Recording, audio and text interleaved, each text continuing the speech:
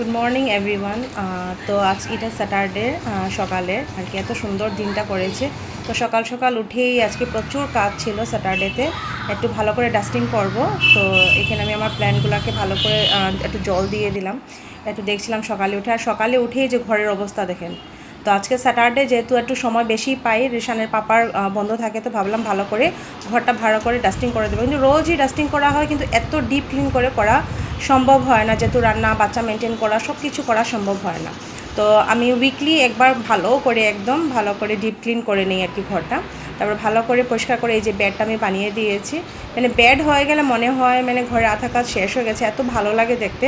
তো প্রত্যেকটা room, drawing room থেকে ধরে সব রুম ভালো করে মানে ক্লিন করে দিয়েছি।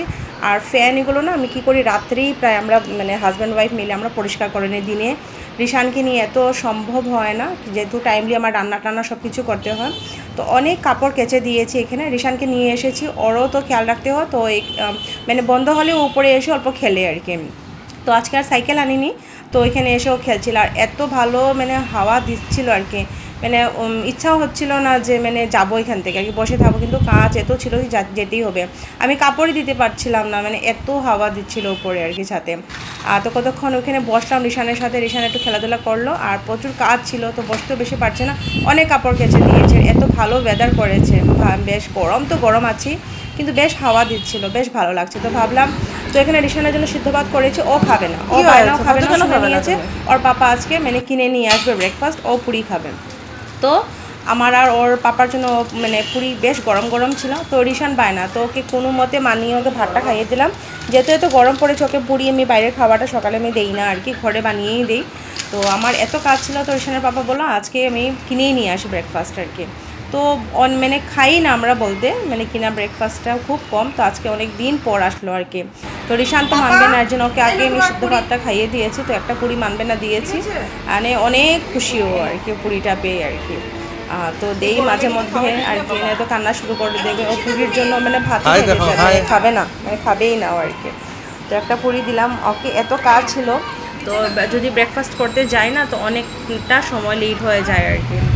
আর এদিকে আজকে যেহেতু হলিডে, একটু অল্প লেট হয়ে গেছে, রাত্রে অনেক কাজ করেছিলাম। তো এখানে রিশানের পাপার আমার ব্রেকফাস্টটা নিয়ে এসে গেলাম, আর সাথে বানিয়ে নিয়েছিলাম, যেহেতু সকালে একটু চাও খাইনি, মানে এত কাজে বিজি ছিলাম আর কি। আর এতগুলো রুম থাকে না, সব কিছু ক্লিন করতে করতে বহু সময় চলে যায় আর কি। আর রোজ দিনই অফিস স্কুল থাকে, এত সময় উঠতে পারে না আর কি। তো ওর হলিডে থাকলে ওর পাপা একটু হেল্প পাই আমি, তো রিশানকে আমার এত কিছু দেখতে হয় না। তো এখানে আমি বসে বসে একটু চাটা এনজয় করছিলাম, আর ভাবছিলাম তো আরও কাজ তো বাকিই রয়ে গেছে আর কি, রান্না টান্না তো সব কিছুই বাকি রয়ে গেছে। তো এত গরম পড়েছে, তো ওর পাপা বললো যে একটু ম্যাঙ্গো শেক করে দাও। কিন্তু এটাই আর কি, রিশান খায় না, রিশান খাবে না, ফ্রুটি খেয়ে নেবে, কিনা মাজা খেয়ে নেবে, কিন্তু যে মাম্মা ঘরে বানিয়ে দেবো যে এটা খায় না আর কি। তো ওর পাপার আর আমার জন্য, ওকে এত বললাম ও খেলো না, তো ওর পাপার জন্য আর আমার জন্য এখানে ম্যাঙ্গো শেক করে দিলাম। আমি একটু সুগার অ্যাড করেছি, সুগারটা অ্যাড না করলেও পারা যায় আর কি। তো একটু টেস্টের জন্য একটু দিয়ে দিলাম, আর সাথে অল্প একটু মানে আমার দুধ, এখানে দুধ ছিল এখানে, তো দুধটা অ্যাড করে দিলাম আর কি। আর সাথে মানে আইসও অ্যাড করে দিয়েছি এখানে ঠান্ডা হওয়ার জন্য। কিন্তু এত গরম পড়েছে, একটু মানে সেইগুলো খেলে কি হয় না, বেশ আরাম লাগে আর কি।